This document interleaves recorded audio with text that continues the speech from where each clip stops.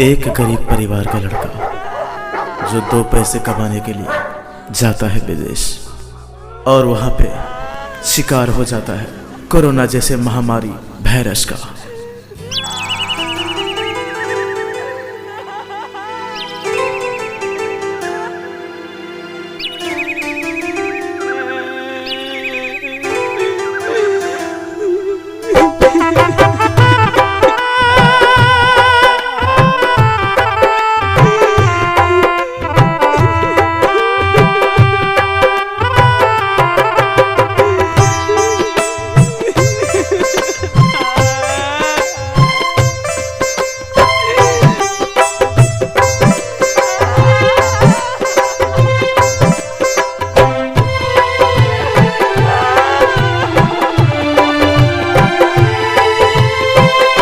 कैसन रोग चलल दुनिया में माई, कैसन रोग चलल दुनिया में माई। नइखे कवनो रास्ता, नइखे कवनो दवाई, नइखे कवनो रास्ता, नइखे कवनो दवाई। कैसन रोग चलल दुनिया में माई, कैसन रोग चलल दुनिया में माई।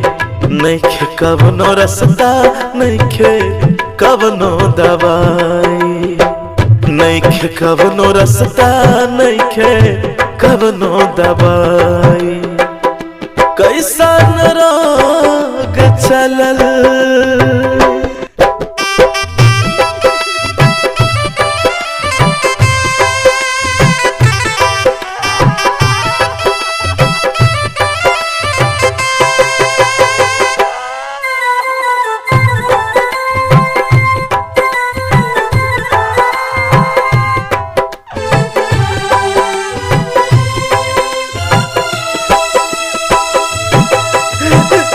दिन के न चैन आवे, रात में न नींद हो। वायरस बनौले बा कैसन दुनिया में चीन हो।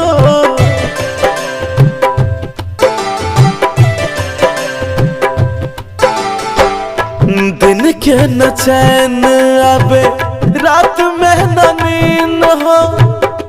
वायरस बनौले बा कैसन दुनिया में चीन हो। काहे लरोबत पगली का हाल बदेश में, जीना पायब रानी हम परदेश में। जा मत रोबा, मुन्ना के ख्याल रखिया। अगर नसीब में तोहरा से दोबारा मिलन लिखल होई त जरूर मिलल। और हाँ सुनो, बाबूजी और माँ के ख्याल रखिए।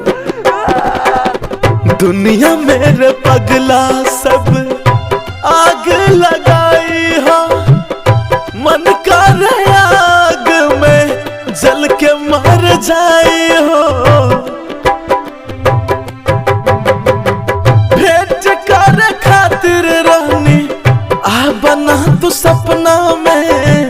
भेंट कर खातिर रानी आ बना तू सपना में, आ बना तू सपना में।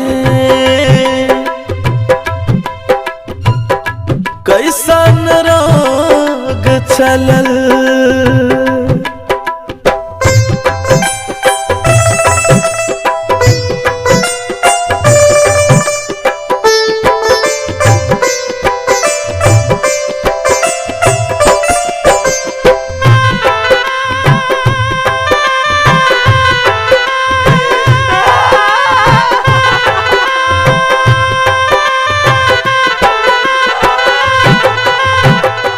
नैना में नाचेला जान के सूरतिया।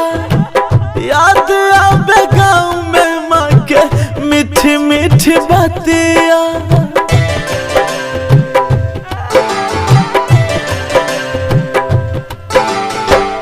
नैना में नाचेला जान के सूरतिया, याद आवे गाँव में माँ के मीठी मीठी बातिया। अखियाँ से लोर गिराता लागता ठेस हो, गरीबी के खातिर सजनी आइलू परदेस हो। रिश्ते मोहब्बत दोस्त महिम पराया बन गया करीब का, आज फिर से जीवन छीन लिया कोरोना ने एक मासूम गरीब का।